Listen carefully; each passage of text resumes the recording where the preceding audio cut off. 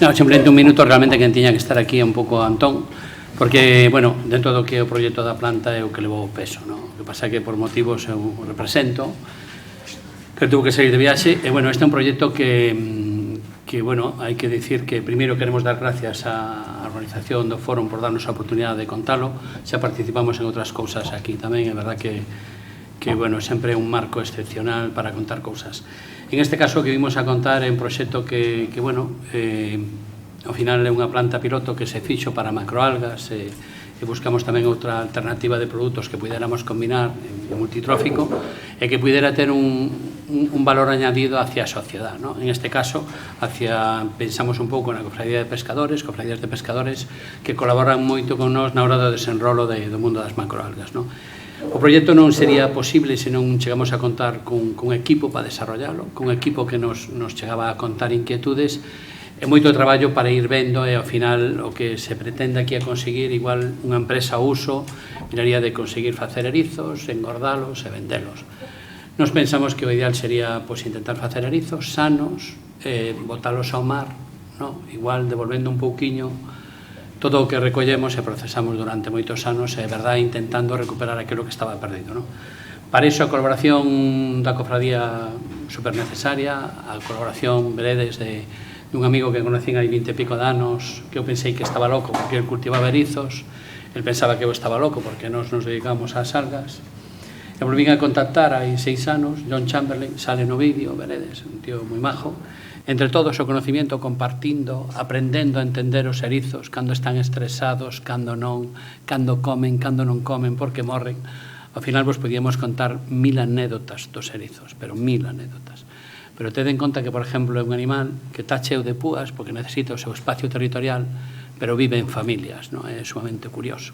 Pero necesita un espacio para crecer. O sea, hai cantidad de anécdotas que aprendemos moito da vida, incluso de estudialo e aprender a cultivar.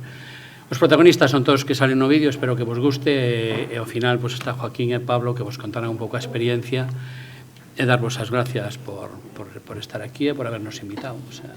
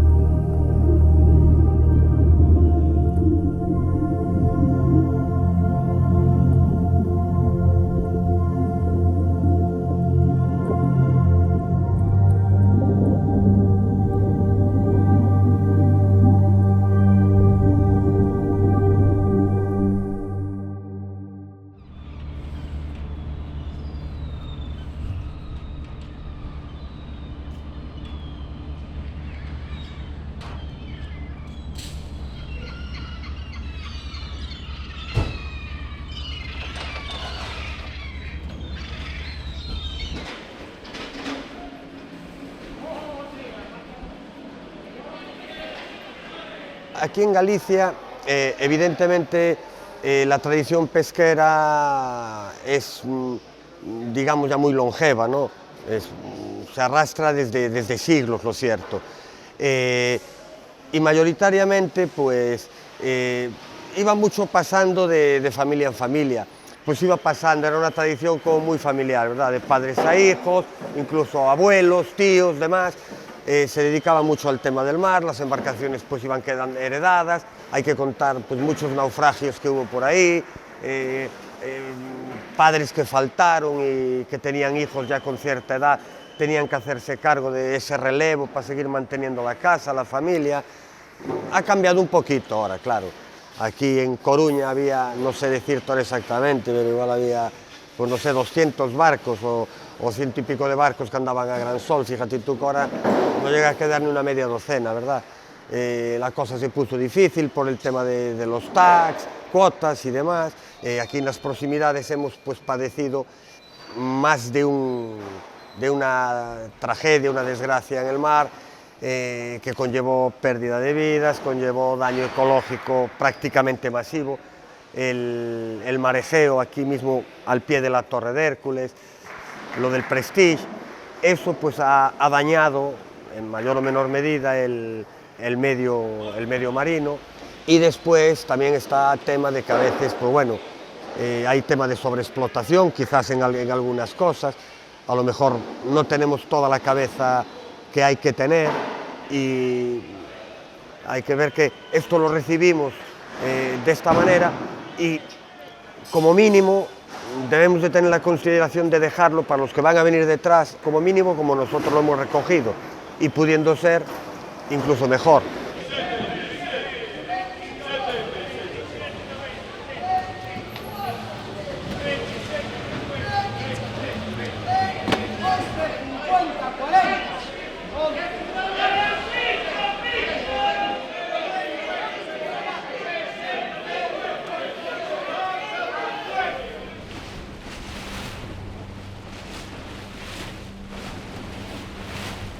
¿Cómo se cerró de niebla? Y seguro que más se va a cerrar.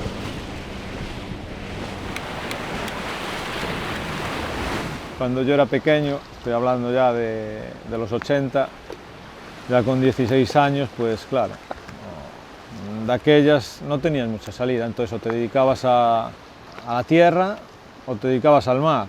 Yo ahí donde vivo, que estoy pegado al mar, eran todos marineros y labradores, entonces yo escapaba con mis amigos al puerto, allí al Portiño que le llaman, y allí pues bueno, cogíamos erizos, cogíamos percebes, fuimos creciendo, le vimos a eso salida y ahí empezó todo.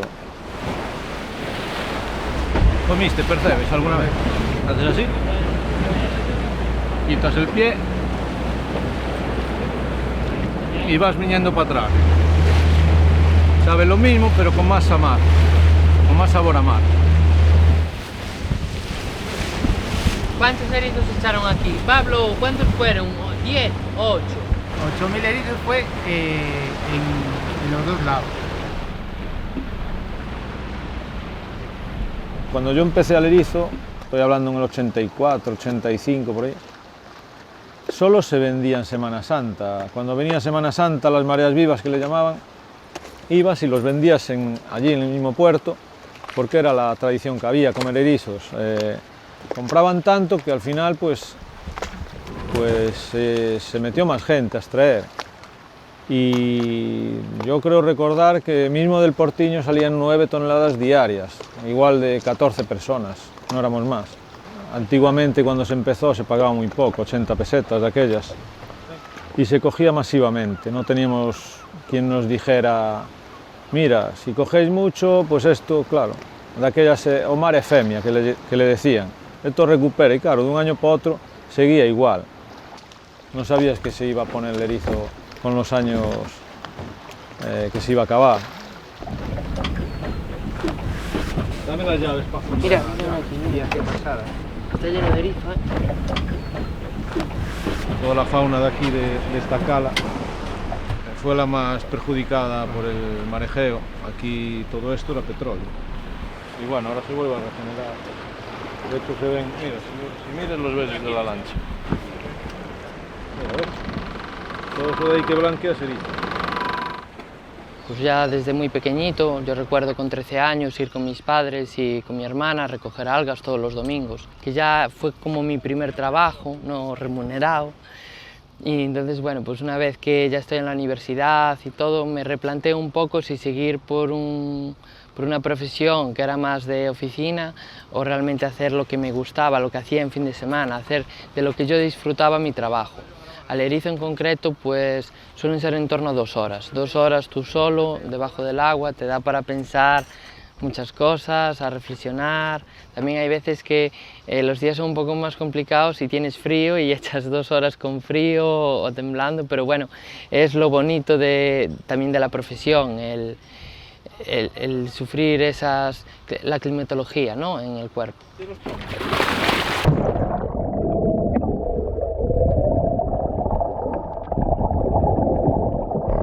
En general, las aguas de Galicia son muy ricas porque tú cuando te sumerges ves una cantidad de biodiversidad marina, de algas, de plancton, de microalgas, es que es una pasada. Yo creo que es importante cuidar todas las especies, por pequeña o grande que sea, no podemos dejar que una se extinga porque son cruciales para la pirámide, ¿no?, de biodiversidad del ecosistema. Entonces, pues el erizo es un animal más, un equinodermo del medio marino que tiene su hueco en la pirámide. Ya no vamos a hablar del consumo, de lo que reclama la restauración o el consumidor, sino de equilibrio, ¿no? Entonces surge la idea de hacer semilla de erizo, como se hace con otro recurso como puede ser la almeja, resembrar el medio marino. Y bueno, pues ese es el proyecto en el que ahora mismo estamos embarcados.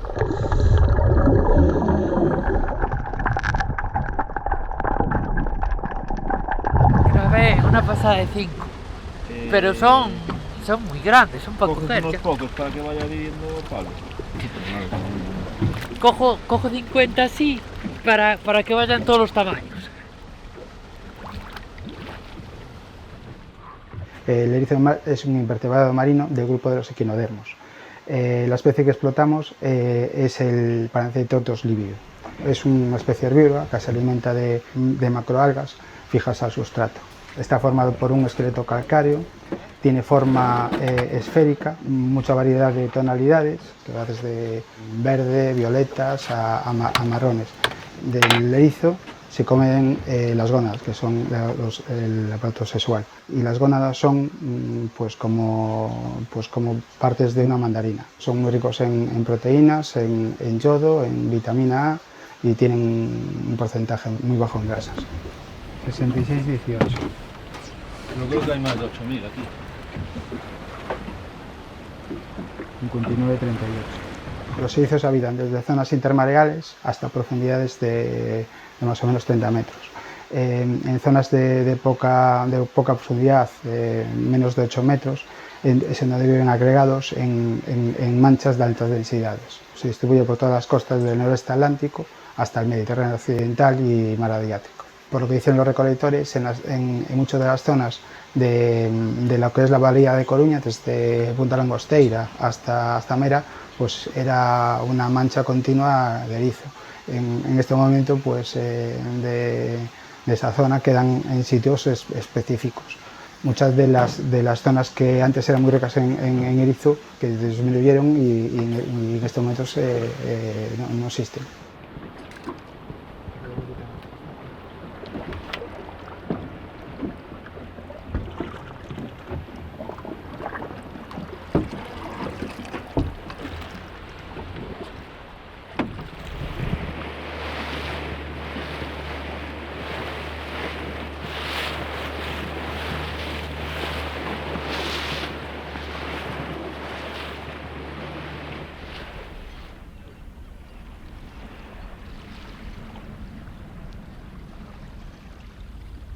Well, my name is John Chamberlain.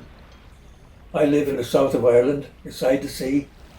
I decided to live down here about 40 years ago. I spent many years with the government, doing a government job on electronics, and then I decided, after all of that, the best thing I wanted to do was to start working with the sea life that I so enjoyed for many, many years. The sea is a place of natural beauty, and it has an incredible amount of animals and sea life in it, of course, some of which are commercialised and some which are not. Unfortunately, those which are commercialised are getting to the stage in many cases where we will destroy what is left of those stocks in the sea. I became involved with sea urchins for that reason. I had dived for them commercially. I had exported them commercially, and I saw that gradually over a very short number of years, that the areas that we had been to previous years, when we went back to examine them again, there was nothing there to see. This is why that we decided that we would set up a sea urchin hatchery in this part of the world. It was the first sea urchin hatchery in Europe, and there we have learned over the last 25 years how to breed and grow sea urchins with the purpose of putting them back into the sea that we took so many from. I was invited by Mr. Antonio Munoz to go and visit him in Galicia to see the kind of business he was doing, and he wanted to talk to me about establishing a hatchery for sea urchins. He had a business that I would dream to have because everything was involved with the sea, whether it was shellfish, sea urchins, algae for human consumption, it was all related to the sea. Urchin culture, once you have learned how to do it, it's quite a relatively easy thing to do. You need to have a suitable building beside the sea where you have an adequate supply of really clean, fresh salt water. First of all, you need to bring in some adult urchins from the wild to do your reproduction. When you take the eggs from the female and then you fertilize them, they have to go into clean, sterilized salt water for a certain period of time. The eggs develop and a tiny microscopic creature emerges from each egg and is free floating in the water. And then finally, once the animal has grown, they change their appearances completely from this little swimming creature into the tiniest baby urchin that you could imagine. But once it does and develops its mouth, it needs food there for it to eat. Within that building, you need someplace suitable for this animal to settle. The sea urchin is not a shellfish, really.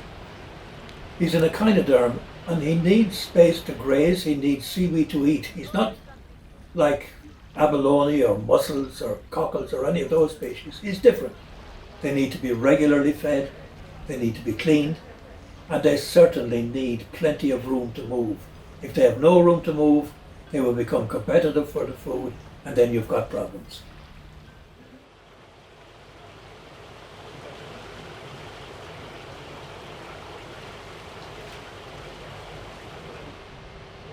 Cuando ya decidimos crear esta infraestructura y empezar un poco en pruebas más pequeñitas, que esta no deja de ser una prueba piloto, ya del pasado conocíamos a John Chamberlain, que es el que se volcó con nosotros y nos dio toda su sabiduría para llevar el ciclo que él tenía cerrado aquí a la práctica. Y gracias a su conocimiento pues hemos podido ya cerrar el círculo y tener bastantes siembras. Ahora hay que ver si un paso más allá, ver cómo responde el erizo una vez que lo llevemos al mar. Entonces aquí ahora queda mucho camino por delante y ver si es posible. La supervivencia con la experiencia la hemos ido mejorando, siempre hay mortalidad, pero siempre intentas que sea la mínima posible. Cambios de temperatura, cambios drásticos de luz o esporulaciones de microalgas o cierta contaminación de sus propias heces son pequeños detalles que pueden a priori parecer que no tienen mayor importancia, pero sí que a la larga pues produce mayor mortalidad.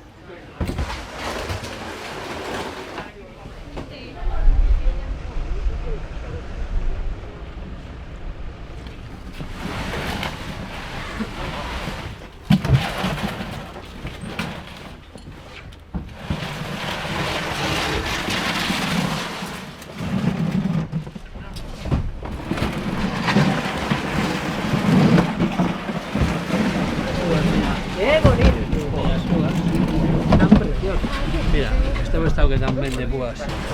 Se se estresan che van botar as púas para baixo. Las aplana, las peina para abajo. Sí, bueno. Sí.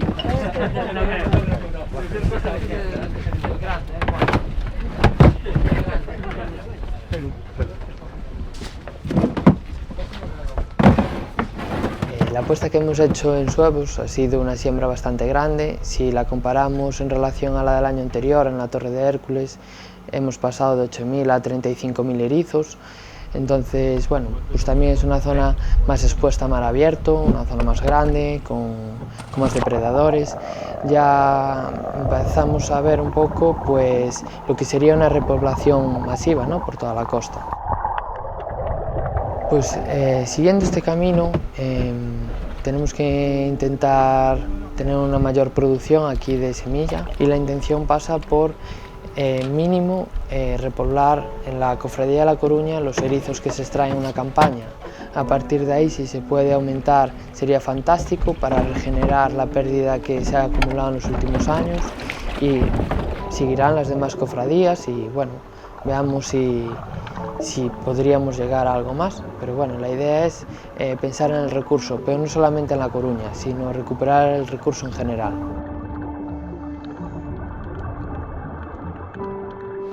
El recurso, tenemos que cambiar el chip, los marineros, y centrarnos más en recuperarlo que en extraer. A mí ya me quedan 10 años, pero los chavales que vienen ahora, con esto del cambio climático y el poco erizo que hay, yo creo que la solución pasa por ayudar al mar, no en extraer también, pero centrarse más en ayudarlo. Claro, la costa es tan grande que siempre hay alguien que se mete, que saca, que escapa. Eso sí hace daño porque están cogiendo el erizo principalmente de las partes altas, ¿verdad? Algunos de ellos que quedan apozados en la baja mar. Es un erizo de pequeño tamaño, aunque a la gente le parezca que no, ese erizo camina y es el que ayuda a repoblar abajo, ¿sabes? Entonces vamos a tratar de, poner el sentido común, de explotarlo racionalmente, cada año poderle hacer una siembra mayor. Estamos plenamente convencidos que lo vamos a mejorar. I think that it's a fantastic initiative. It needs to be done in many, many places, not just small parts of Ireland, small parts of Spain. It needs to be done everywhere. I am retired now, but I still would like to achieve what I started out to achieve, which was to put back into the sea what I've taken from the sea. And if I can't do it any longer and I give my information to somebody else like Antonio and he continues from what I was doing, it makes me feel very happy.